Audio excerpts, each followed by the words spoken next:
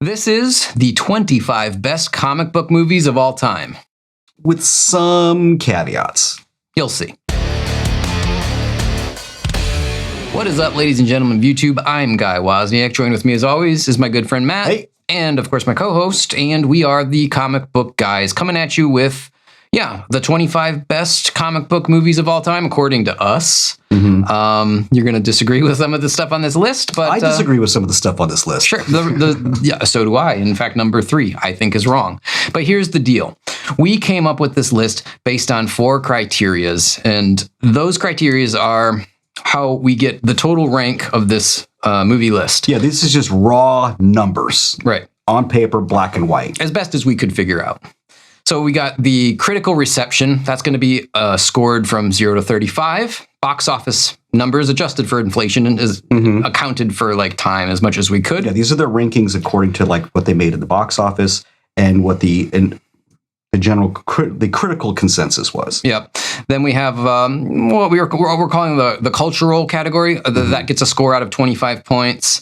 This is like, did it redefine a genre, or did it do something like immensely culturally impactful? Like, I'll give you an example. Obviously, it's on the list. Batman from 1989, like, went bananas, right? Everybody was like shaving bat symbols under their head. Yes. That's what we mean by the cultural impact. And then finally, the category of fan acclaim or reception or whatever. And that's weighted less heavily, only up to 15 points. So we've got, these 4 numbers, we add them up and we come up with a total score. And that's how this list is ranked. Yes. With that said, let's dive into number 25 right now. I've got American Splendor at number 25. And I know some people are going to say, that's not really a comic book movie. Look, it's a great movie about a comic book creator. I wanted it on the list. It came in at number 25. Who made comics about his life. Yeah, he made amazing comics about his life. And this movie is about his life. So Paul Giamatti was phenomenal in this movie. And, this guy still hasn't seen it. I haven't seen it. So, yeah. Apparently it's on HBO. I just got to sit down and watch it. So I plan on doing that. The way this breaks down, critical, box office, cultural, and fan scores, 32. It made nothing in the box office. Cultural, 7. And fan score, 6. Critics loved it, but it made no money in the box office. It wasn't like a big cultural phenomenon. And fans didn't really love it either. Its overall score, 45. That's the lowest score on this list. From what I understand, the guy that's based on was not a well-liked guy. Harvey P. Carr was an interesting human. You were mentioning you've seen him on the late night show with David Letterman. Yeah. And he's weird. He was not a cooperative guest. And I think Letterman banned him from ever coming on the show again. The cool thing about the movie, Harvey P. Carr, the real person, is in it. Like they have these in between scenes where they're kind of interviewing him and some of the other people in his life, and then they have the movie scenes with Paul Giamatti playing him. It's it's a really cool movie. Watch American Splendor. So yeah, that comes in at number 25 on our list with a total score of 45. Matt can go with number 24. So number 24 is Hellboy. Of course, we're talking about the original with Ron Perlman, not that catastrophe with David Harbour. And the other catastrophe with that other guy. There was a third one, even. Oh, yeah. God, that was like straight to video. I don't even know who he was. I can't remember. I can't remember the name of it. I started watching. I'm like, what is this? This is not Hellboy. No. And I shut it off immediately and banished it from my thoughts. Yeah. But yes, Hellboy, the original with Ron Perlman.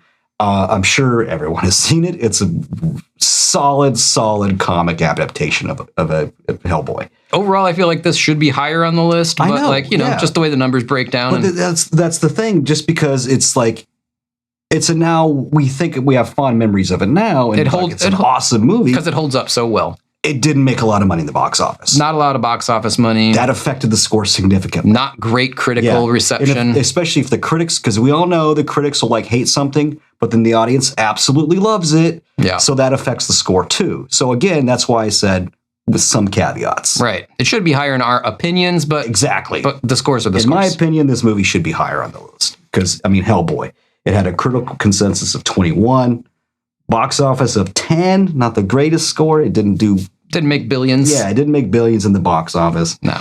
And the cultural impact was 13, which is it's a decent score because yes, it's a true adaptation. It's pretty accurate. Yep. And then the general fan consensus was a 10. But remember, the fan max is 15. We're not weighting the fan stuff as highly. So the 10 out of 15 is good. Because Hellboy, while it does have a lot of fans, It doesn't have a, It's not Spider-Man. It's not Spider-Man. It's not Superman. It's not Batman. Right. He's a very niche character that not everyone is a fan of. A lot of people like supernatural stuff. That's fine. Total score, if you're keeping track, 54. Yes. Out of 100 maximum. Yes. I'll jump up to number 23, and we got TMNT, Teenage Mutant Ninja Turtles from the 1990 release. Yes, sir. One of my favorite franchises. A movie that I'm not going to say was one of my favorite movies, but like quite good, for its time. The best independent comic book movie, maybe ever. Maybe. I mean, it did well for being an independent comic book movie. I mean, in 1990, no budget. those turtle outfits looked awesome. Yeah. They looked so good. Total scores and how they break down. Cultural, 18 out of 35. Box office, 12 out of 25. Cultural. Moderately well, yeah. No, did I say cultural? I meant critical. Critical, 21 out of 35. Mm-hmm. Box office, 18. Jeez, I messed that up again. It's 18 for critical. Sorry. Box office, 12. Cultural, 16. And fan score, 10 for a total of 56. I mean, I still watch this movie from time to time just for nostalgia purposes. Costumes were, for the time, I think, really, really good. The story, whatever. It's about mutant Ninja Turtles. What do you expect? Doesn't hold up quite as well as Hellboy does, for example. But at the time, there was Batman in 1989, and then there was the Turtles in 1990. This was like my formative years, and I remember it fondly. Oh, yeah, I do too. Yeah. I mean, I thoroughly enjoyed the Turtle movies, in the early 90s. Yeah. Fun stuff. 22, what do you got? Scott Pilgrim versus the world. Versus the world, yes. And the Evil X's. The Evil X's, yeah. Yeah. This one, I got to say, I mean, I kind of I watched it, tongue in cheek. Not a huge fan of the Scott Pilgrim stuff. It's just not for me. I've never read the source material. I enjoyed it. The movie, though. When I heard the movie was coming out, I gave it a shot. I'm like, I'm not the target audience for this. And that's fine. Sure. But yeah, then I did watch the movie when it came out. I didn't go to the theater. I waited for streaming. And then I watched it. I'm like, okay, this is fine. It's fine. Whatever. I thought it was fun. It was a little silly, a little goofy. I liked all of the graphics that they would do, like with kapow and all of that stuff. Yeah, it's just I wasn't the target audience, clearly, but that's fine, But I recognized it for what it was. It was well done. I thought Michael Cera played the lead pretty well, considering we're talking about Michael Cera, not exactly a great actor. Well, he's kind of fallen off the planet, hasn't he? He had Superbad. Was it Superbad that he was in? He had Scott Pilgrim, and then it was whatever happened to Michael Cera, but whatever. Yeah, he was Arrested Development. I mean, maybe he's just maybe he's into producing now or something. A lot of them do that. In general, a really good cast, I would say, in that movie. Mary Elizabeth Winstead, or however you say her name. I like her in general. I loved her in that Thing remake. Did you ever watch The Thing?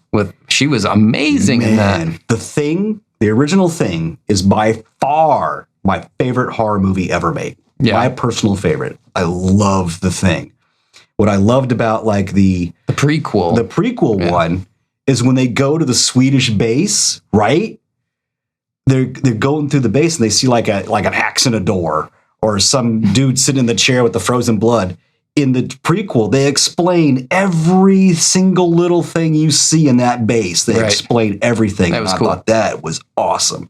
The ending, yeah, a little weird, but a little odd. Yeah, but still, I liked. And then it ends with them chasing after the dog in the helicopter. The helicopters, yeah. Oh, but then I didn't know this in the original Thing. If you can speak Swedish, the entire movie is given away in the first scene. Oh yeah, when those guys are yelling at the Americans. I don't speak Swedish because they're yelling. It's not a dog. It's not a keep away. It's not a dog. That's funny. That was spoiler. Imagine people in Sweden are watching. They're like, ah. I probably didn't even get a theatrical release in Sweden. Oh, it bombed. It bombed in the theaters, which is crazy because it's so good. Back to Scott Pilgrim. Anyway, I don't know if you want to break down the numbers for the scores real quick or Scott not. Pilgrim. I don't know if people are keeping track. Critical. It was extremely well received. I got a 29. It was kind of one of those artsy movies that obviously critics are gonna like. Box office, it absolutely tanked. Bombed. It bombed in the box office. Yeah, 4. It bombed. It was terrible. Cultural impact. 13 out of 25. So, People like I mean, that's the thing. Scott Pilgrim isn't like, it's like Hellboy. Not a lot of people read Scott Pilgrim. Right. I mean, he does have a fan base, but it's not, again, like Spider-Man, Batman. Sure. Where are we on here? Fan reception was 11 out of 15. So the fans... They liked it. Did like it. Yeah. Yes. It was, and from what I could tell, it was a pretty accurate representation of the comic. Right. Of the source material. Yeah. Total 57 out of 100. Yeah, good movie. I liked it. Let's go on to 21. And that is going to be... this movie is way too low. Way too low. Way too low on this list. Based on my opinion. Mine as well. The Crow. Yes. Brandon Lee. I didn't write down the year. That was probably mid-90s, early to mid-90s, 93, 94, 95, if I had to remember. Rest in peace, Brandon Lee. So, yeah, 21 feels too low. Way too low. For my heartstrings. But here's how it breaks down. I watched this recently. I want to say like a month or so ago. It holds up so well. Oh, it's great. Yeah. Yeah. This is one of those movies that's timeless. It holds up really strongly. I bought the collected edition hardcover and read it for the first time recently. Really? You've never read it? No, that was the first time. Yeah. Really good. Not the same as the movie, obviously. And I think I benefited from seeing the movie first, because the movie hand feeds you a lot of, like spoon feeds you a lot of the story, whereas it's a little more ambiguous in the comic. So seeing the movie first was actually advantageous, but man, I enjoyed the whole story in the comics. Anyway, I digress. Scores for this one, critical 20 out of 35. Box office 9 out of 25. It wasn't a huge box office hit. I did see it in the theater. So these what we're talking about. These are the numbers that bring its average down. Right. Yeah. So if you're looking at just the hard data, that's why it's at that number. Cultural impact, we put it at 18 out of 25, and with the death of Brandon Lee, it had a cultural reach that probably it wouldn't have had if that didn't happen, unfortunately. But it makes up for points. And then fan reception 11 out of 15. Fans loved it for the most part. Total score, 58. I think it could be a lot higher. I think 21 is doing it dirty, but the numbers are the numbers. What are you going to do? Yeah. Favorite part of the movie? I mean, Brandon Lee, right? Like he was really good as Eric Draven was the main character. I gotta say, and the bad guys complimented. What did they used to? They were like doing the thing. Fire it up. Fire it up. Yeah, that was hilarious. Yeah, and they're doing shots with the bullets in it and stuff. Oh, and the mom, Darla, how he grabbed her arm and made the heroin come out of her. Oh, my God. Yes. And then he has the joke about, Jesus walks into the inn and throws 3 nails down. Can you put me up for the night? And the guy shoots the gun through his hand and he's just like laughing hysterically as the hole closes. Oh, yeah, that was good. Man. All of the subsequent sequels, less good. Don't crap. I mean, I've watched them. If you want to, by all means, knock yourself out. Go ahead. But we warned you. We did warn you. Number 20. What do you got? Kick-Ass. I like Kick-Ass. It's fun. It is fun. It doesn't stick to the comic religiously, but I mean, was it Mark pretty well? Was it Mark Miller that did the original Kick-Ass and stuff? John Romita Jr. John Romita Jr. Yes. Yeah. This was Mark Miller. Is it Miller or is it Millar? It's Miller. We discussed this once, and I think someone in the comments. I was saying Millar forever, and then somebody said, "No, it's Miller, you idiot."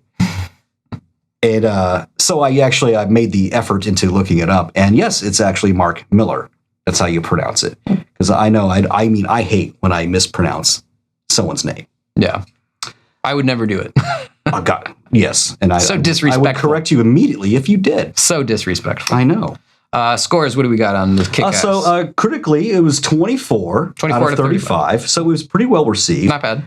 Box office, it got 10, so it was moderately successful.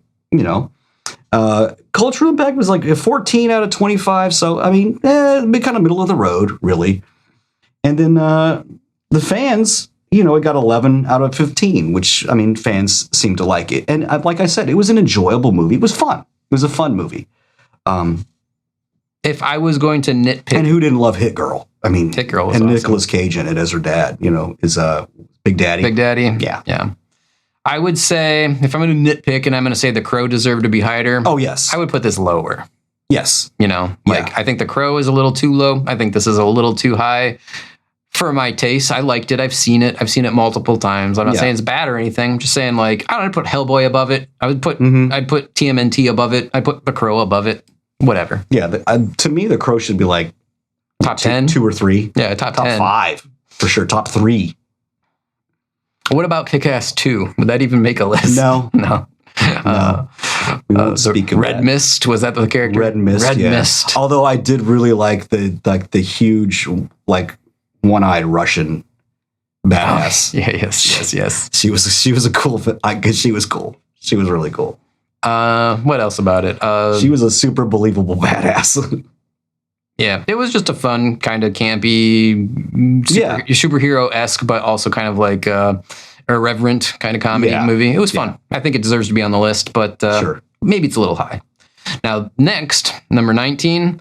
Love this movie. This is for sure a top 10 for me, but only comes in at 19 because it bombed at the box office. Horribly. I mean, it made nothing. What we're talking about is Dredd, not Judge Dredd with Sylvester Stallone, which I also love. The more recent Dredd with what's his name? Carl Urban. Lena Headey as Mama. Oh, Lena Headey was awesome in that movie. She was terrifying. Yeah. Terrifying. Well, you just had a picture taken. I did. I got a picture taken with both of them at MegaCon, and I got them to sign my Dredd poster. They both signed it for me. You got the movie poster. I love it. Love it, love it, love it. Yeah, Dredd to me should be way higher on this list. Way higher. There should be there should be a franchise. There should be sequels. Yes, there should be like a TV show. Yeah. There should be animated. You should be buying. Well, they do have Dredd figures. Yes, it's a shame that it didn't. It is a shame, and it just bombed. So here's how the numbers break down. Critical 26. Whoever did the marketing for that movie, you should be fired. Yeah, they did a bad job. Critical 26 out of 35. Critics didn't even dislike it. Box office 5 out of 25. I didn't write down the actual box office amounts, but from what I've heard, they put a lot of problem is because this is at the tail end of remember when 3D made a comeback briefly for a minute, for like a minute, and this was at the tail end of that. So everybody had like the nostalgia of the 3D fake, craze. People were like, "Oh, that was fun for a few seconds," but it's campy, it's stupid enough, and they build this as a 3D movie. So they're saying that's what really caused it to tank at the box office. And tank it did. Cultural 15 out of 25. That's not the highest one so far, but I mean that's up there. 15 out of 25 is not bad. And the fan score, this is our best fan score, 14 of 15, and I would say universally everyone I talked to loved it. Loves it. It's a fantastic movie. Total score 60 out of 100. I think this should have been higher, but that box office... The box office really hit that's really affecting it badly. Yeah. That brings us to 18. And Spider-Man Homecoming. It's the first introduction of the Tom Holland Spider-Man into the Marvel DCU. The MJ Spider-Man. With a partnership with Sony, of course, because there's all kinds of rights shenanigans going on there. That's why you have Craven movies from Sony and Madam Web and Morbius. The Morbius, yes, it's Morbin time. Technically, I don't know how you worded it. Maybe I misheard you. You said it was the first iteration or whatever. Technically, Civil War was the first iteration of the Sony. Oh, yes, absolutely. You're absolutely right. If we want to split hairs. But this is the first Spider-Man. This Spider-Man solo movie with Tom Holland. But yes, guy's absolutely correct. He was in Civil War, Captain America Civil War. Is where they introduced him. But yeah, this is his first standalone movie. And this did, I mean, hell, it blew up in the theaters. It was crazy popular. Did very well. But the problem is like some of the numbers are just kind of like middle of the road, That's why it's so far down on the list, because there's other stuff that was much better received and did better in the box office. So looking at just the hard numbers, critically, it did pretty well. I mean, 27 out of 35. Yeah. So it was well received by the critics. Good box office. Yeah, good box office. 19 out of 25 at the box office. I think it made $1 billion. Oh yeah, absolutely. I think, or close to it. Culture impact was 11 out of 25. So here's the thing about this one. It kind of was just another superhero movie. Nothing, at the time. Yeah. Like in a sea of Avengers and Iron Mans and everything else. Yeah. It felt just like, just another comic book superhero movie. Yeah. It was at the time where like we were still building towards like Endgame, right? Endgame. Yeah. It was still building towards that. So there was a lag because like Thor 2 was terrible. Thor 2 was terrible. So was the third one. Oh, yeah. It's just, Or no, Love and Thunder. Was the third one was Ragnarok?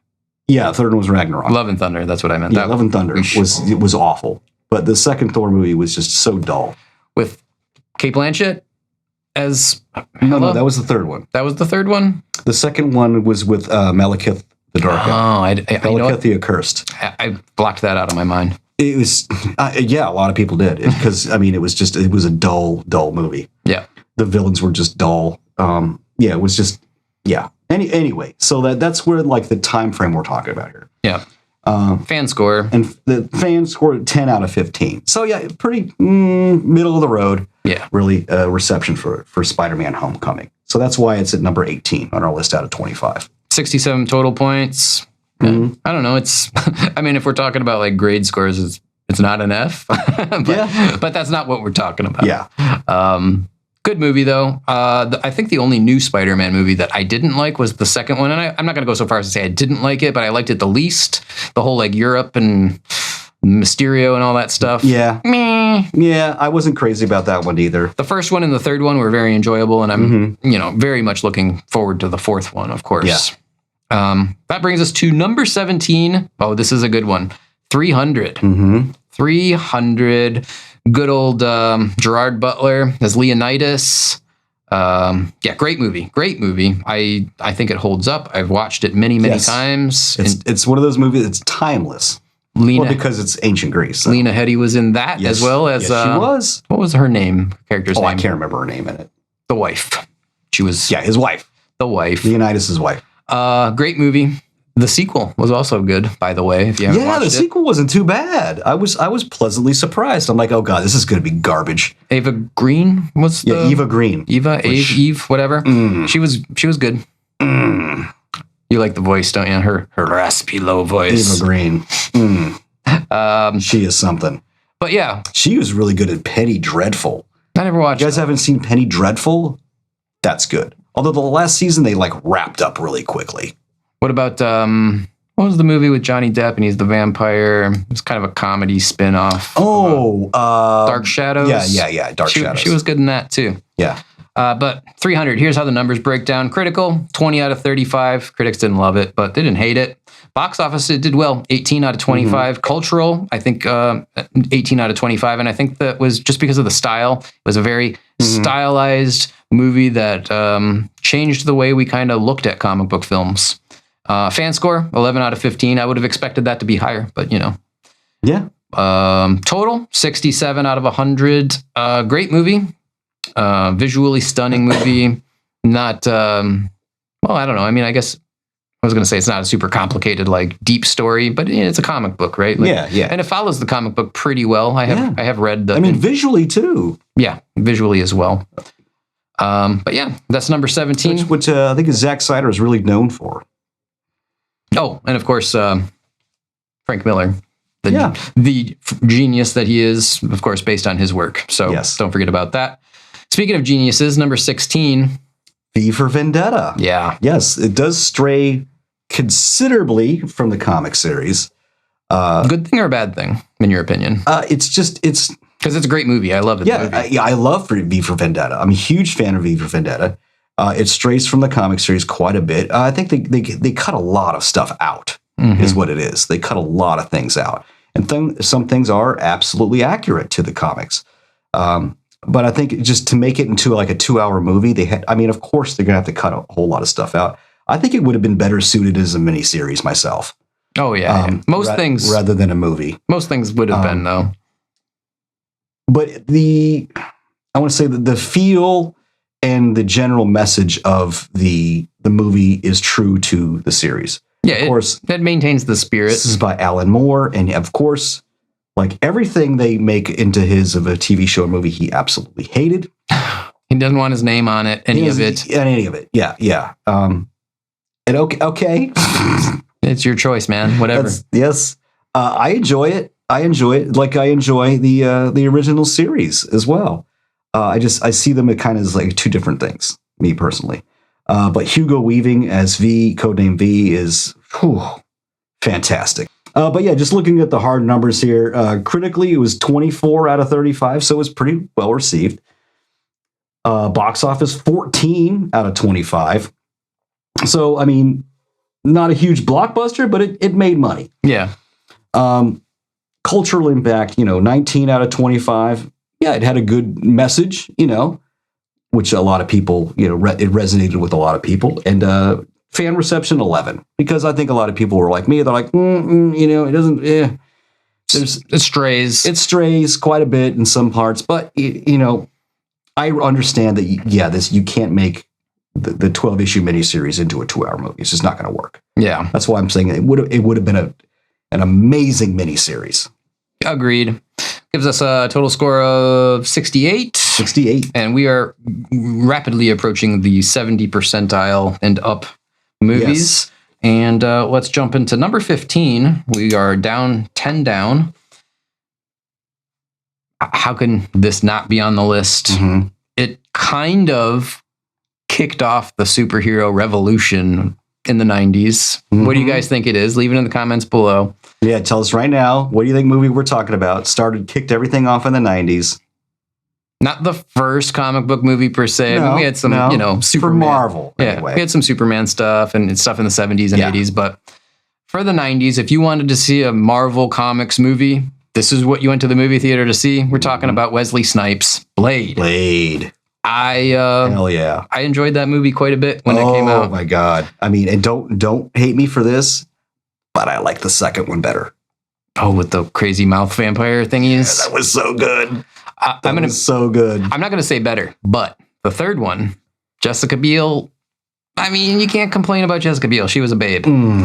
But no, that story was terrible. I'll just watch Jessica Biel run around killing vampires all day long and not complain. That's all I'm saying. Yeah, Blade, awesome movie. Wesley Snipes. Love Blade. Was there a better Blade than Wesley Snipes? Like, could they have cast? Well, there was the Blade TV show, which we don't talk about. They didn't even do it, did they? Yeah, they did. Did they? But we're not going to talk about that. Okay. I didn't even know they did. No, there was no show. There was no Blade TV show ever. That did not happen. I can't even imagine though. Like at that time, when did this come out? Late 90s, late 90s, I think. Yeah. Who's an actor that could have played Blade better than Wesley Snipes in those days? I can't think of anybody. He was so good. And when the first movie, he's the perfect casting. Yeah. The first scene of the first movie, the dude and the girl are going to the underground rave, and like all the blood starts coming out of the sprinklers. Oh, then like Blade comes in and just starts. Cool. I mean, it just so cool right off the rip. It was just action packed. Loved it. Yeah. Here's how the numbers break down. Critical 23. Obviously, critics love vampire movies, but that's a pretty decent score, all things considered. We've got 14 for box office, and I remember theaters being packed back then. Did well. Yeah. Cultural. Again, this kicked off, in my opinion, the comic book revolution. Yeah. Or at least was the prequel to the comic book revolution. You might argue the first X-Men movie really kicked it off in 2001 or whenever that was. Blade. I agree. But cultural, 20 out of 25. It obviously had an impact. And then fan score, 12 out of 15 for a total of 69. I mean, a great movie. I think 15 feels like a good place. It's not Avengers Endgame. It's not The Dark Knight. But see, there's things that there's movies on this list that Blade should be higher. Possibly, yes. But they just made more money, or the critics gave it a better score. Yeah. But Blade was great. We know different. What do you got for 14? Deadpool and Wolverine. This feels low. To me, it feels low. I thought that this was one of the best superhero movies of the last. If you look at just 5 years. I mean, okay. I went into this movie and I thoroughly enjoyed the movie. I thoroughly enjoyed it. I went in thinking, okay, this is going to be incredibly stupid. So I'm just going to shut my brain off for a little bit. Okay. And just sit there and laugh at it. And okay, that's how I went into the movie thinking this is going to be really dumb. Don't think about the plot a lot. Yeah. At all. And just sit back and enjoy. And I did. So yeah, don't think about the story too much or like the huge inconsistencies in the plot holes. Don't think about any of that stuff. Maybe it's me being too nostalgic. Maybe it's me being too emotional. But we waited 20 goddamn years for Wolverine to do this. And I'm not going to lie. I mean, I didn't cry like a baby, but I got a little bit choked up when I saw that mask come on. And then you got the Madonna song playing in the background. Why did we have to wait like 20 years I don't know. that? It just makes no sense. But Why? But it was a good payoff. They teased it a little bit in the Wolverine movie. You open that suitcase. And there's the old brown and gold mask. Yes. I'm like, yes. Nope. No. No. F you guys. You're not getting that. It was like Sheldon from Big Bang Theory slapping your hands and going, not for you. Oh, why did it take so long for us to get that moment? I don't know. We should have had that years ago, man. I don't know. Anyway, it did crazy numbers in the box office. Yeah, it did great. Incredibly popular. For an R-rated movie to boot. I know. Yeah. But I mean, again, it was a fun movie, you know? Yep. And it's a Deadpool movie, so it's totally outside any, continuity or anything like that. So it doesn't affect any canon. Not that Marvel gives a crap about that anymore. They just kind of hand wave it and say multiverse. I think they've given up completely on any kind of continuity. I think they're just throwing in the towel on that and say, you know what? Every movie's a standalone movie because it's in the multiverse now. Multiverse, that's their thing. Whatever. Good luck with that. Yeah. Anyway, sorry. Critically, got a 26 out of 35. So, yeah, generally, critics liked it. 22 out of 25 at the box office. Again, made a ton of money. Did well. Did very well. Especially for an R-rated movie. Culturally, 12 out of 25. Just another Deadpool movie. Another Deadpool movie. Not a huge cultural impact on this one. And the fans, 10 out of 15. Fans generally liked the movie. Yeah. Again, it's a Deadpool movie. You know what you're getting. You know what you're going to get when you buy that ticket. Right. So that's why he's at number 14. Number 15, or I'm sorry, I'm going the wrong direction. Number 13, a little bit of a shocker, but it's another one of those it's another one of those revolutionary, first comic book movies, but nobody looked at this like a comic book movie. No. Nobody thought a lot of people were surprised this was a comic book movie. I was one of those people. Didn't know it at the time. Went into this movie, though, just thinking it's a Will Smith movie. Mm-hmm. Men in Black. Yeah. Good flick. I like it. Yeah. What's not to love? Vincent D'Onofrio? Oh, my God. He was great. I'm telling you, man, that is the portrayal of his career. I mean, wow. He is so good as Edgar. Yeah. He is fantastic as Edgar. Like I said, Will Smith, and of course, Agent K was by, who played him? Tommy Lee Jones. Tommy Lee Jones, that's right. Yeah. Great cast. Linda Fiorentino. It's got a ride at Universal. Here was the hole in the cast. Linda Fiorentino playing whatever that character's name was. The doctor, yeah. Doctor, whatever. The pathologist. Yeah. She's just like stone-faced, terrible actor. But whatever. Critic score, 25 out of 35. Mm-hmm. Yeah, box office made good money, 21 out of 25. Cultural, 17 out of 25. I don't know. It seems a little high. Did it make that big of an impact? I mean, it was a well-received movie and everybody saw it. So I guess, yeah, culturally. Yeah. But nobody really thought of it as a comic book movie. You know what I mean? Hardly anyone knew it was a comic book. But here's kind of the surprise. We based this on IMDb critic or fan scores, Rotten Tomatoes audience scores. We only got it at a 7 out of 15, which based on my recollection of it at the time, I would have thought that the fan score would have worked out to be higher, but yeah, lowish fan score for whatever reason. Still a 70 out of 100. Great movie. Mm-hmm. Not one that it's I can't wait to pop in Men in Black and watch it again or anything. But if it's on TV and it's a Sunday afternoon and I got nothing going on, I'll let it play. Yeah, I mean, what more can you ask for? Number 12. What do you got? Right. In my opinion, this movie should be way higher on the list because this is one of my personal favorite movies ever made. Talk about Watchmen. Another Alan Moore. I absolutely love The Watchmen. I love that movie. I love it so much. Like I said, it's one of my personal favorite movies ever. And yes, I know it differs from the comics quite a bit, especially the ending. But I also understand that the ending wouldn't make any sense. They couldn't really do that in a movie. We're talking about the squid. The giant squid in the middle of New York City, Times Square, New York City. Which in the HBO series, they did actually address, if you ever watched the HBO series. I didn't really? Watch it. No. It's decent. It's decent. And you get to see the psychic squid attack, which is the payoff. Huh. So watch it. Trust me. Okay, so anyway, but I understand the change they made, and it worked. It still works. Yeah, same story, basically. Yeah, same story. Oh, and I really love how a lot of the imagery you see in the movie is directly from the comics. Mm-hmm. I mean, it's... The first scene is like the first pages of the comic, like yes, with the comedian and going out the window and everything. I mean, some of the shots you see and like the background stuff is just, it's right from the pages of the comics. I thought that was so well done. Yeah. And just the perfect casting for Rorschach. Here's an underappreciated aspect of that movie. Soundtrack was phenomenal. Yes. Phenomenal soundtrack. Again, I mean, well, let's go over the numbers.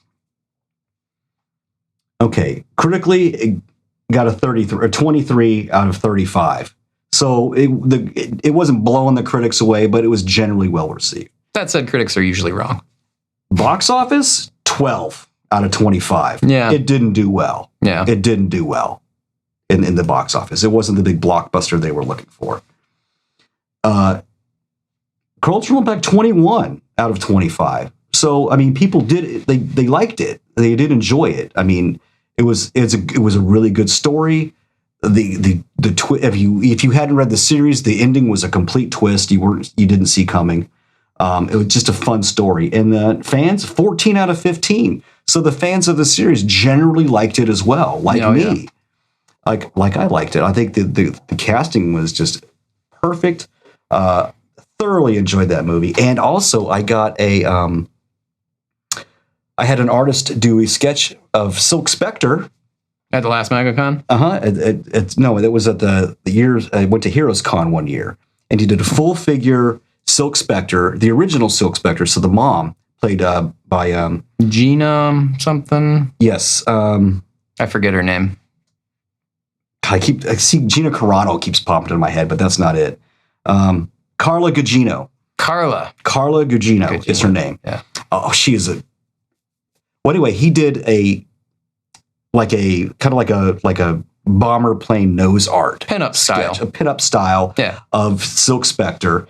And then I saw Carla Gugino at MegaCon, and she signed that for me. Really? That was awesome. Yeah, and she is absolutely an angel. She is so nice, and what an absolute sweetheart. I get up there, and she was doing selfies at the table, gave me a big hug, and she's tiny too, and just absolutely gorgeous. She's stunning. Anyway, she was in Son-in-Law with Pauly Shore. Who remembers that one? I don't think I remember seeing that. Oh my God, that's like a classic 80s Pauly Shore film. You gotta watch Son-in-Law. She was actually also in the next on our list.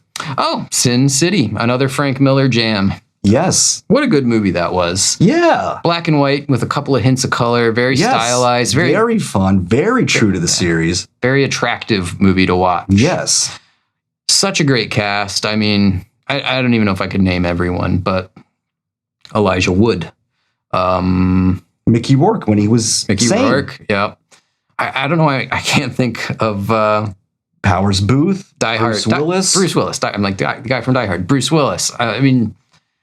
Rosario Dawson was, I believe, in it. Yes. The girl from that TV series. Gerard Butler. Oh, yeah, Gerard Butler. I mean, so many. I mean, it just goes on and on and on. Yeah, such an amazing cast. Let's look at the numbers here. Critical. The critics loved it. 29 out of 35. Box office did so-so. 14 out of 25. Cultural impact, and I think this is another one because of the stylization of it. It probably pushed it a little bit higher. 18 out of 25. It was a beautiful thing to watch, and the fans loved it. 13 out of 15 with a total score of 74. So we're like well into the 70s now. Yeah. Sequel also pretty good. Dame to Kill For, I believe, right? Also a good movie. Solid movie. Very good. Yeah, I enjoyed both the Sin City movies a lot. Yeah. The way that they and Jessica Alba looked amazing. She's doing the thing with the lasso. Yeah, everyone loved that. I think it was cool how they managed to kind of almost make it feel like two or three separate stories, but it all meshed together really, really well. Yes, and the Yellow Bastard kind of story arc in there, and all the rest of it, the Elijah Wood with the like, what was he, like a cannibal thing or whatever? It was weird. Yeah, he had like the claws and stuff. But they just put everything together so well in that movie. Yes. I would say, looking at what's on the list currently, should it be higher? Maybe a couple spots. I could probably stand to be a couple of spots higher, but we'll see. What do you think? Yeah, we're starting to get up there. Yeah. I mean, the stuff we're coming up now are just absolute bangers. I mean, so here's number 10. And like this might be a questionable one on whether or not it could have jumped it, but I mean this was good too. It's going to be so hard to like really X2 objectify these. Number coming in at number 10 is X2 Electric Boogaloo, the Nightcrawler scene. Yes, one of the best scenes in all of comic book movies to this day. Yes, yeah, yes, still to this day. Fantastic. I mean, to showcase Nightcrawler's powers like that and just done perfectly. Wow, what an introduction to that character. And they've done like nothing with him since. So, I mean, yeah. Sadly. Well done. I read that with Alan Cumming said he would never sit through that prosthetics and makeup session ever again. Well, he's in Doomsday, so he must have whatever, pal. There was apparently an amount of money that was capable of changing his mind. I'm sure a certain amount of money was involved in that. But I do recall interviews with him after the movie saying, "I will never sit through that again." He's in some show that my wife watches. I don't know what it's called, but they're like in this. You're usually like at a castle in Scotland, and there's like traitors and faithfuls or something like that. Okay. It's where you have to guess who the villains amongst you are or whatever. And I got to say, he is hysterical. He is hysterical in that show. I mean, I'm not really watching a lot of it, but when he's on there, he's usually dressed in something absolutely ridiculous, and he's just hamming it up. And he's a character. He's quite a character. But anyway, yes, X2 gave us the introduction to Nightcrawler, and just blew everybody away. Yeah. And just looking at the numbers, I mean, critically, it was got a 29 out of 35. So I mean, critics liked it. Box office did 16 out of 25. So I mean, did good, but not great, Some of the next ones are wasn't breaking any records. Yeah, box office. We're getting into the big blockbuster, the huge cultural blockbusters now. Culture like 18 out of 25. So again, it was an X-Men movie. It was well received. It was well done. It was a popular movie. Yep. And then the fans, 13 out of 15. So yeah, again, it was really popular with the fans and stuff. And so again, this is also a time where like we're not getting a lot of superhero movies. Right. Yeah. Pretty much X-Men's pretty much the only game in town at that point. The Tobey Maguire Spider-Mans were starting to get sprinkled in there in those early 2000s and the X-Men's, and that's what we had. Yes. That's what we had. Just post 9/11, just pre 9/11. It was X-Men and Spider-Man, then X2, and maybe the Batmans, with the Nolan Batmans, were shortly thereafter. Yeah, a little after that. Yeah. Yeah. Speaking of Batman, number 9, the best Batman, yes or no? What, movie or actor? Movie. Best Batman movie. Oh, no. No? No. In my opinion, Batman, the Tim Burton, Michael Keaton, 1989. Batman 89. Is the best Batman. What you like the second one more, didn't you? Yeah, Catwoman. I know. I know. Michelle Pfeiffer as Catwoman, they will never be able to top that. Ever. Probably not. Or Danny DeVito's Penguin. It was good. They can never top those two villains. Ever. The Penguin was a little too creepy for me. I didn't dislike it, but like it was fantastic. It was off-putting. I mean, not to say Jack Nicholson's Joker wasn't, but I mean, his Joker was fantastic. He gave us like that zany, psychotic, Joker that we all love, but not like serial killer, crazy, creepy, like Joker. Heath Ledger's. You know, yeah. Numbers here. They're all good, as you would expect. Critical 26 of 35, box office 20 of 25. Remember, this is adjusted to account for the fact that this came out in 1989. It didn't make $1 billion or $2 billion. It did very well. But it did good for the time. Yeah. Cultural, 24 out of 25. And I mean, we could split hairs and call it 25 out of 25 if we wanted to. Yeah. If you weren't around, we got some young bucks out there watching our videos that probably weren't alive in 1989. Yeah. You missed a phenomenon if you weren't there in 1989 when this movie came out. I was 10. You were probably, about 15 or 16 at the time? When 89, I was 17. I mean, it was Batmania. Yes. Batmania. in the summer of 1989. Yeah, I was in high school, and that's all everyone had Batman t-shirts on. The Batman jackets, the WB store in the mall was just Batman. Yeah, we saw this 2, 3, 4 times in the theater. We would go and see this. And then fan score 13 out of 15, as you would expect, a high fan score with a total of 83. This is our first movie in the 80s. Jack Nicholson's Joker was fantastic. The soundtrack by Prince was really good. I think to this day, Tim Burton's Gotham is his own character. And it's amazing. It's amazing. Yeah. His design of Gotham was spectacular. And it hasn't been beaten since. What about the 89 Batmobile? Yes. So much better than the current iconic. stuff. Very iconic. The current Batmobile stuff is like just tanks and muscle cars, and like there's no character. I hated the Batmobile in the Christopher Nolan Batman. The Tumbler. I thought it was just stupid. Now I don't know that the 89 Batmobile tops the 66 Batmobile. Batman 66's Batmobile is something. Yes, that's iconic. But I think I like the 89 better just because that's my Batmobile. Yeah. And what about the Batplane? The Batwing? The Batjet? The Batwing? Yes. Yeah, when it goes up into the sky and it's going like this. Gets and the moon. Oh, my God. I saw that at the theater. I'm like, yeah. I believe the theater actually cheered when I saw that as a kid. Yes. Which you don't get that a lot. You do not get that anymore. No, the excitement. You don't get that. I will say though, the last time I did get that cheering in the theater is when I rewatched Return of the Jedi. Oh, in a reissue. They replayed it up at Universal Studios. That of course. So you got cheering for that. But yeah, these movies now they crank them out so quickly, and they just seem like they're just disposable entertainment. That's what it seems like. And the original showings of the Phantom Menace, people were cheering in those theaters, but that's a long time ago. I mean, not as long as Batman 89, but I don't know, late 90s anyway. Number 9 on the list. Personally, for me, I would put it above a lot of the things that are coming up. But it just doesn't quite have the same numbers, box office numbers and whatnot. Speaking of what's coming up, you're at number 8 with Spider-Man. Tobey Maguire, 2002 Spider-Man. Yes.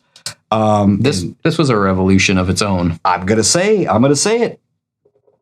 Tobey's my favorite Spider-Man, despite that third movie.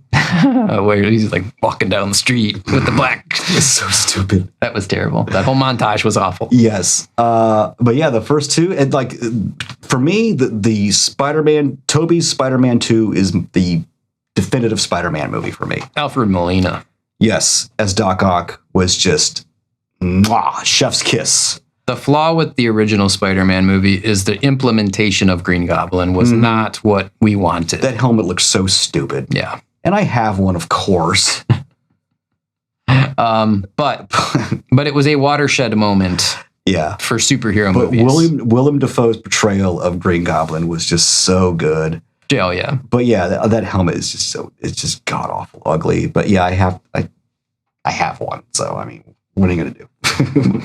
But yeah, Alfred Molina as Doc Ock was just absolutely spectacular. So well done. I mean, just looking at the numbers, critically 27 out of 35. So yeah, critics loved it, but not crazy amount. The box office, 22 out of 25. It did extremely well. It did very, very well. That was box office. So again, people that weren't around or maybe were too young, this is a year after 9/11. There was this need for something to be excited about, something to be happy about. Yeah. This is like right movie, right theme at the right time. It's based in New York City. Yeah. They changed a lot of the promotional posters and stuff like that. There was some stuff they took out of the movie because of the Twin Towers and stuff like that. Which leads us into this cultural score and why I think it was so important. Yeah. 22 out of 25. That's had a huge cultural impact at that point. Spider-Man was already a popular character. Yeah. But now at this point, you're getting to the point now where like people on the other side of the world are knowing who Spider-Man is. Sure. Like some guy's grandmother in China knows who Spider-Man is. Yeah. That's the kind of level we're getting at that point. Because it has had such a huge impact. And 13 out of 15. So yeah, very well received movie. Everybody loves Spider-Man. The original Spider-Man, the 2002, the first one. But yeah, the second one is the better movie in my opinion. I think it just made less money and maybe not quite the cultural impact as this one, just because it wasn't the right movie at the right time kind of thing. Yeah. But a better movie overall. Yes. Sure. And really, this was the first time that they were able to, like, the technology had advanced far enough where you could portray him accurately. Like the old 70s Spider-Man shows and stuff that they made where he's like... What are you talking about? That was a marvel of innovation. Like, let's build the building on its side, and he'll kind of... Oh, no, they would put, like, a harness on him and have him kind of, like, pantomime. And your web is just like this, like, we knitted together some rope, and we're going to throw it at people. Yes, they did some terrible stuff back in those days. You should watch those. I mean, now it's just funny to watch. The Japanese one is particularly humorous. It's got these little beady Spider-Man eyes on his mask, and like, what are you thinking? Let's jump. Anyway, he's at number 7. 8. Now I'm on 7. Yeah. Yeah, you're on. 7. Yes. For number 7, Avengers, the first Avengers, 2012. I mean, yep. Maybe it should have been higher even than number 7. Numbers real quick, 29 critical, 23 box office. It was one of the first $1 billion movies. I think Titanic technically was one of the might have been the first $1 billion movie. Cultural, 21. I mean, everyone was Avengers crazy in 2012. Yeah. Fan score 12 out of 15. Fans liked some other Avengers movies a little bit more than this one, but you know, it was a breakout success. Yeah, this was it. This was the team getting together. This was it. You had the Hulk. You had the Captain America, the Iron Man, Black Widow, Thor, Hawkeye. Yep. Always wondered, what is Black Widow doing there? Like in the big scene where they're fighting the Chitauri, she's just standing there with 2 pistols. Thor's got his hammer. Cap's got the shield. The Hulk's hulking out. Serum, yeah. Iron Man's got cool arrows. Iron Man's basically in a tank, and she's just standing there with 2 guns. Like, what are you doing here? That always was funny. But yeah, great cast. Great movie. Oh, she can tase people. Right. Tase those giant Chitauri flying monster creature she things. She can tase people too. Forgot about that. But she has to touch them. Right. Yeah, I don't know. I mean, it was a great movie. And she looks great. How about, which movie was it where she was like in a chair and she like basically ninja kicks her way out of the chair? Yeah, that was Avengers, right? Yeah. Yeah, that was a cool scene. Yeah. And then the phone rings and she's like, okay. What? They're like, hey, it's for you. Which I thought that was pretty good. Yeah. That was well done. Great movie. Number 7, Avengers. What do you got at 6? 6. Oh, this is a big one. Big one. This should be number 1. This is like the godfather of comic book movies. This is the godfather of comic book movies. This should be number 1 in my opinion. It is the 78 Superman with Christopher Reeve and Gene Hackman and Ned Beatty. I mean, wow. Don't forget Margot Kidder. Brando. Marlon Brando is Jor-El. I mean, dear God. I mean, this kicked it all off. The whole making this, that they found out that it's possible to do this. Yep. To put superheroes in films, in movies and do it well and make a ton of money doing it. I mean, is there a better Superman than Christopher Reeve? I mean, not in my opinion. No, not a chance. He just embodied everything about Superman that makes him Superman. And Clark. And it's crazy, the scenes where he's Clark and then he's Superman. It's like 2 different people. Yeah. It really is. And there's one scene where he finally reveals to Lois that he is in fact Superman. When he takes the glasses off, it's like he becomes a different person. That's how well he played that role. I mean, he was so well done. And not to mention the insanely talented Gene Hackman as Lex Luthor. The guy was fantastic. And he gave us a twist on Lex Luthor we had not seen. Are you telling me that Gene Hackman was a better Lex Luthor than Jesse Eisenberg? Yes. Leave it in the comments below. Who was a better Lex Luthor? Gene Hackman or Jesse Eisenberg? From that stupid Batman. And Ned Beatty is Otis. I mean, They had no Jimmy Olsen in them. Yes, they did. Did they? Yeah, he was this ginger guy with curly hair. Just like tall, lanky kid. Little bit part, or was he in it No, a lot? he was in it quite a bit. Was he? I don't remember. Yeah, don't remember? He almost fell off the Hoover Dam at the end. I probably earthquakes. I probably haven't seen this movie in 20 or 30 years. Oh God, yeah. Just watch it again. I should. It's like every time Jor-El speaks to Superman, it's just it's fantastic stuff. And just the whole message he sends Clark there, his only child, to escape their planet that's being destroyed, and his whole message to his son, he's like, you're there to give them hope, to make them a better people. Like, oh my God, and then now it's like, oh, you're there to take over the planet. to conquer Earth. It's so clear to me that James Gunn hates Superman. It's so obvious to me. I think he just hates everything. It's so obvious to me that he just wants to take a huge steaming crap on Superman. It's incredibly clear to me. Why? I don't know, but that's what he's doing. Yeah, but the new Superman is not a serious character. He's not taken seriously. Original Superman, absolutely fantastic. So well done. It's an absolute masterpiece, in my opinion. And anybody that says it's not is just, you're wrong. Sorry.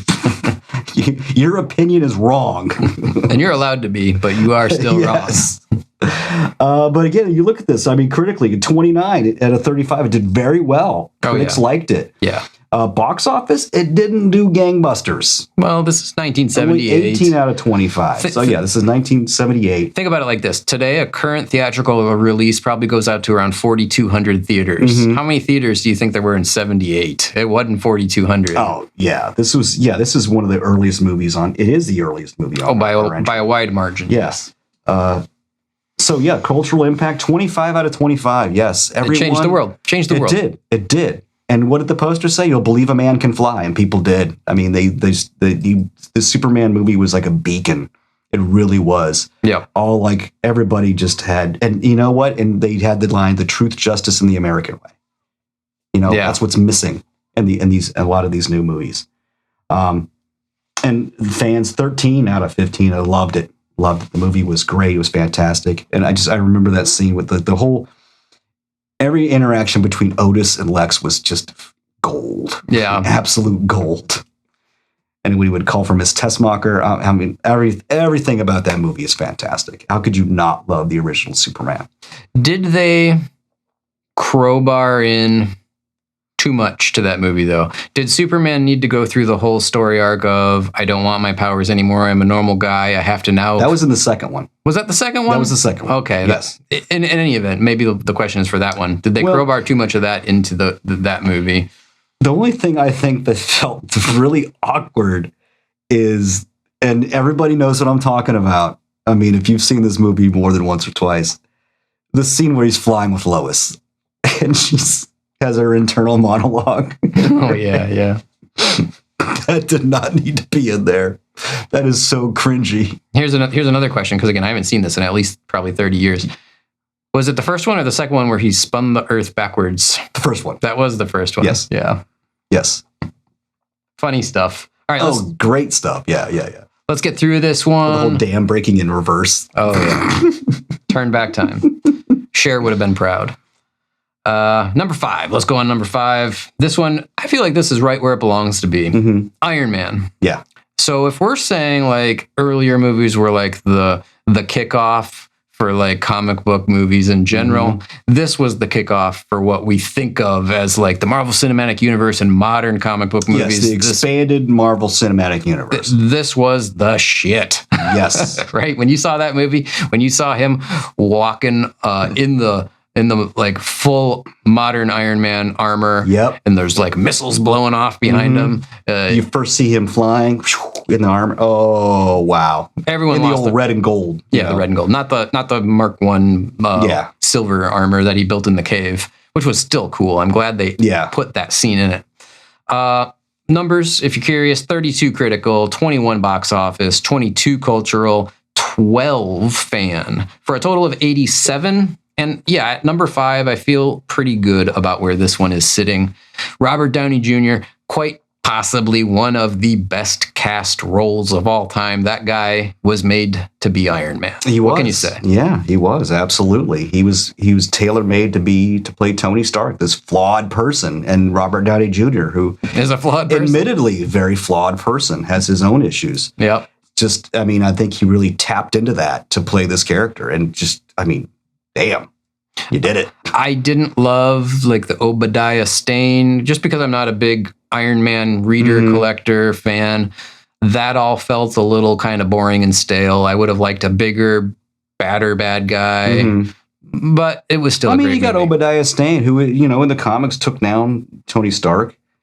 He did it more like by manipulating him and maybe manipulating situations and stuff to his favor. And he had the old Ironmonger suit, which was cool. It was so brief, though. It just never felt like. It's a meme now. Yeah. Tony Stark built this in a cave with a box of scraps. Right. Come on, that's an iconic line. Yeah. But what else will we get introduced in that movie? What's her name? The girl. Gwyneth Paltrow? Paltrow's character. Pepper Perry something? Yes. Pepper Potts. Pepper Potts. And Happy Hogan. And Jon Favreau. Jon Favreau. He's been instrumental just throughout the entirety of the MCU. Yeah, they keep shoehorning him in. The Spider-Man movies in particular. He was trying to get up on Aunt May Tomei quite a bit there. Can't blame him. I met her in person, and she is gorgeous. Yeah, she's lovely. But yeah, Iron Man at number 5. I like the rank. I think it's right where it needs to be. Number 4, on the other hand, I think this is too high. I think this movie is overrated. Well, I think what it is. Okay, well, first it's Logan. Logan. It was good, but okay. See, looking back on it now, I agree. This should be lower because this was supposed to be. You remember what this was supposed to be? I thought it was like the Old Man Logan story. It was going to be supposed to be the send-off, the proper fond farewell. Oh, I see what you mean. Yeah. To Hugh Jackman as Wolverine. Hugh Jackman's goodbye tour. Yes. That's what this was being sold as. And everybody said, oh, man, well done. Get the slow golf clap. A beautiful send-off to the character and the your chef's portrayal kiss of him. Yes. Well done, sir. Nope. We're not done with him yet. What does Ryan Reynolds say? Till you're 80, in the Deadpool and Wolverine till you're movie. 97 or something.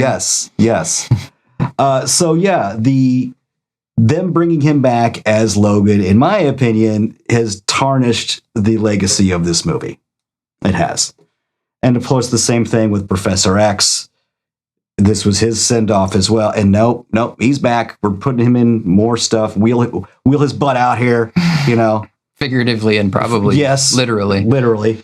I don't know. What kind of shape is Patrick Stewart? He's old. Yeah, Patrick Stewart in right now. Old. I'm so glad when I met him, it was years ago. So he was really spry. Yeah. He was fresh out of Star Trek, Oh, okay. A long time ago. Yeah. What do we got scores-wise on this one? Critically, 33 out of 35. Yeah, everyone loved it. Incredibly well received. Rotten Tomato scores were bananas on that one. Yeah. Box office, 18 out of 25. So it did well, but, it was R-rated. Yes. Again, it's an R-rated movie, so it's not going to draw, you're missing out a lot of money there. Yep. Cultural impact, 21 out of 25. So again, this was the, Hugh Jackman's farewell. He's been playing this character for longer than anyone's played a character, really. And fans, 15 out of 15. All the fans loved it. So again, I would say, looking back now, I would say, this should be a little lower on the list. Just knowing that this wasn't the farewell that it was billed as. I just thought, story-wise, there were parts of it that I really enjoyed. I liked all of the X-23, Laura Kinney stuff, and him taking the young girl under his wing, because I always liked that with Wolverine, where he did that with Jubilee, he did that with Kitty Pryde. I love that storyline. He's like this grumpy old guy that nobody can get along with, but he's got a soft heart when it comes to helping these disadvantaged people. I loved that. But then there was this whole thing about Caliban, and that was weird. There was all of the professor. There was the kind of Ravagers. Yeah, there was the Ravagers. They were like the low rent Walmart version of the Ravagers. Yeah. Professor X losing control of his faculties. I felt like that was shoehorned in there a little bit. Overall, it felt awkward. Yeah. It was a weird movie that was well made and that had some really good parts. But yeah, I don't know. Too high. 4 is too high for this one, in my opinion. But, the numbers are the numbers. Yes. Speaking of numbers, here's another one that's too high, but my complaints with this movie are not going to be consistent with most people's, and I'll explain. Spider-Man Into the Spider-Verse. Now, critics loved it. Yes. 35 of 35. Box office, it did good. It's animated, so obviously it's not going to do billions of dollars, but 17 out of 25, it had a good box office. Cultural, 22 out of 25, and Miles Morales as Spider-Man, it opened up the character to new audiences. It was a new type of animation style. There was a lot of stuff going on that kind of changed how movies were perceived and made. Yes. Okay. And fans loved it, 15 out of 15. Total score, 89. I hated it. Why did I hate it? Because they used a low frame rate style of animation that made everything look herky-jerky, and it made me nauseous to watch it. I will absolutely agree with you. I do not like the animation style. No, that's that low frame rate. So a normal movie, if you don't understand how frame rates work, and I'm certainly not an expert, is 24 frames of film per second. And that gives the human brain what it expects to see in terms of motion blur and all of the rest of it. I don't know the exact frame rate they used, but it felt like it was half. So everyone moved almost like stop motion all the time. And that... I don't think I really noticed that so much. I just don't like the animation style itself. And on top of it, they took all of the colors and turned them up to 12. It was just everything was like a laser light show. Right? So insanely bright, way too bright. Yeah. Insanely bright. And yeah, I just there's something about just the animation style that just puts me off. Yeah. That's it. That's just my personal taste. I mean, the story might be amazing or whatever. I don't really care. It's the animation style just really, really puts me off. That's like the Marvel animated stuff on Disney Plus. They do the Marvel Zombies. I never watched that one. What about What If? I never watched that either. Yeah, What If? It's all done the same style of animation. I can't stand it. I can't stand it. It's terrible. I can't watch it. I hate it. And that puts me off immediately. And that's my big concern is my big criticism Into the Spider-Verse is I just don't like that animation style at all. Right. It puts me off immediately. The second one that came out, I never watched it. I don't plan to watch it. I hate the animation style. Same. Didn't watch the second one. Yeah. That said, I understand why it is a beloved movie. Sure. People enjoy it. If you like the animation, okay. I get it. That's your taste. Yeah. It's not mine. I liked the way they brought Miles Morales into the big screen, if you will. Spider-Gwen and all that stuff. Yeah, whatever. I'm not a huge fan of bringing Gwen Stacy back as a spider pal. But I get why people liked it. Miles Morales is a really well implemented version of Spider-Man, I think. Yeah, it's like a variant Spider-Man that they've done well. Yep. So that brings us to the last two on the list. These are going to be no surprises to anybody. All right, so here's the challenge. We'll call it a challenge. What are the last two movies on the list? Put it in the comments down below. Which is number 2 and which is number 1? You must know, right? We'll give them 3, 2, 1. Lock in your answers. What do you got for number 2? Number 2 is Avengers Endgame. Very, very predictable. Of course. Yep. That movie made, Jesus, so it made all the money. Yeah. All the money that was in the world went to that movie, to people buying tickets to go see that movie. Which by the box office score, payoff. Yes, critically, 31 out of 35. Of course, everybody went bananas over this movie. Box office, 25 out of 25. I mean, it made billions. Well over $1 billion. It made $2 billion? I don't know, probably. It might have made over $2 billion, yes. Cultural impact, 25 out of 25 again. Yep. And fans, 15 out of 15. This checked every box. This movie was amazing. 96 total score. It was the culmination of everything. It was a culmination of a decade of planning and execution. Marvel has not come back from it. This was the end of phase 1. This was the end of the Marvel Cinematic Universe for me. This was it. Yeah. They have not recovered. They have not done... So phase 1 was, the first 10 or so movies. They have not done anything close. Not even remotely close to that. This. And they've done phase 2. They've done phase 3. Is 4? Well, from what I understand, they had different people kind of steering the ship leading up to this. And then Kevin Feige took over. And then we got the Feige-verse. Mm-hmm. So I don't know who's making the big decisions over there, but you're a moron. You need to fire Kevin Feige and bring the old guy back. Whoever was running things before, bring them back. Yeah.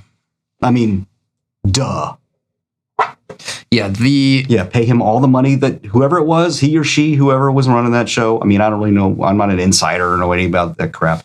But whoever was making all those decisions before, give them all the money they ask for and bring them back. Here's how good this movie was in terms of a successful product that they sold. Mm-hmm. They went from Infinity War, which also made tons of money, to this movie with a movie in between that was only successful because it was between these two movies. And it had nothing to do with the other two movies. And of course, we know what movie that was. Yeah. The Miss Marvel movie? Captain Marvel, whatever they called it. Yeah. Terrible movie that made $1 billion. Which you didn't need to see at all to see Endgame. Yeah, it made $1 billion because it introduced, Captain Marvel, but that's it. Yeah. It made $1 billion because it fell between the Avengers movies. That's crazy how impactful these two movies, and in particular this movie, was. Now, from what I heard, Kevin Feige was there when Endgame, but all the groundwork had been laid out. So he had little involvement in this. The process was already in motion. Yeah. But yeah, since he's taken over fully, it's been in the gutter. It's absolute garbage. Will we ever get back to that? No. Not a chance, I don't think. No. But not with the people currently in charge there, not a chance. Not a chance in the world. But, fingers crossed, right? So, hey, just go back and watch it again, Right. Enjoy it again. And that, of course, will bring us to number 1. Did you guys, I don't know, maybe some people are going to not think of this one in particular as like the number 1 movie. I might not have. Yeah, what number 1 is The Flash. Yeah, it's not. The Flash. It's not the Flash, and it's not Aquaman. It's not Supergirl. It's not Wonder Woman. Although I like the first one. The Wonder Woman was good. The second one was god awful. It is a DC Warner Brothers film, of course. The Dark Knight. Yes. This is as close to a perfect score as anything could have. And hear me out. Critical score, 34 of 35. The critics loved Heath Ledger. The critics loved this movie. Yep. Box office, 23 of 25. Didn't make multiple billions of dollars, but it did good. It did real good. And then cultural, 25 of 25. Thank you, Heath Ledger. Yep. Fan score, 15 out of 15. Thank you, Heath Ledger. Total score, 97 out of 100. Thank you, Heath Ledger. That's all you have to say about this movie. Thank you, Heath Ledger. Yes. It was... he blew everybody away. It was phenomenal. Yes. His performance was phenomenal. It was amazing. And the performance of a lifetime. I have said this many times. I couldn't stand the Nolan-verse Batman movies. I thought they were drab and boring. Gotham City was just Chicago, and the Batmobile sucked, and everything about them. Didn't like the Batmobile. Didn't like the Batjet. No. The Batwing. Yeah. They looked like a flying cockroach. It was terrible. I didn't like Ra's al Ghul. I didn't like Bane. I didn't like hardly anything Bane was terrible. About these movies. I mean, I like Tom Hardy as an actor, but I mean, Bane was just so bad. No. The whole movie, I'm not kidding you. I saw it in the theater when it came out, and I'm in the theater and there's,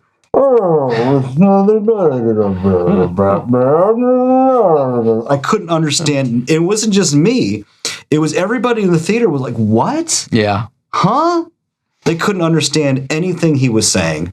The villains were uninspired, really. But Gary Oldman as Commissioner Gordon, damn. Yeah, he was good. That was a good casting. He was good. Yeah. But Anne Hathaway as Catwoman, the dude that played Two-Face. I mean, I didn't like any of the Nolan-verse Batman movies, with the exception of Heath Ledger's Joker. And I will watch this movie over and over and over and over and over again because of how good it was. Yeah, he was really good. Really good. Does it? And I liked the first one too. I liked. I hated Ra's al Ghul. Cillian Murphy as Scarecrow. That was okay. He was really good. I like him as an actor. He's amazing as an actor. Mostly because I just finished watching that the Peaky Blinders, the movie that wrapped up the show and stuff. He's an amazing actor. He was really good. But should Dark Knight be number one? Do you think it beat Endgame? Do you think it beat Iron Man? Do you think it beat Spider-Man 2002, etc.? Do you think it's the best movie of all comic book movies? I mean, I'd say it's up there. Top 3. It's up there. Top 3 seems reasonable. Yeah. Number 1, just because Superman 78 should be number 1. Yeah, I could see that. Yeah. I don't know, man. Because that was really what kicked so much off, and it was just so well done. I mean, they just nailed it. Yeah. But this movie nailed it too. I mean, at least. Well, again, thank you, Heath Ledger. That's what nailed it, right? Yes, absolutely. Absolutely. But yeah, that's our list of the 25 best comic book movies or comic book adaptations. Yeah. And I don't know. I mean, let us know in the comments. Yeah, flood the comments, please. Did we mess this up? Your choices. Yeah. What are your picks for 25? I want to see all of them. Did we miss any entirely? Yeah. Hey, maybe you think another should be on this list. I don't know. What's your number 1 pick? Let us know. Absolutely. And why? Just don't say, I think it should be, the Spider-Man 3. Tobey's Spider-Man 3. Topher Grace's Venom is the best villain of all time. Yes. So just don't say that. Tell us why. That's the more interesting part. Yeah. Believe me. But this was fun coming up with this list and sharing it with you guys. Hopefully you can give us some feedback on what you think. I know we're going to get some hate for some of the stuff. And like I said, this is just, that's why we said, in our opinion. In our opinions. And plus, this is just, we're looking at hard numbers. Right. That's it. It is not our order that we would prefer. It's based on multiple factors. Yes. All that said, we'll wrap this one up and say thanks for tuning in and watching. Of course, we appreciate you guys. And we'll say, as we always do, keep collecting comics, keep watching our videos, and until the next one, bye now. Bye.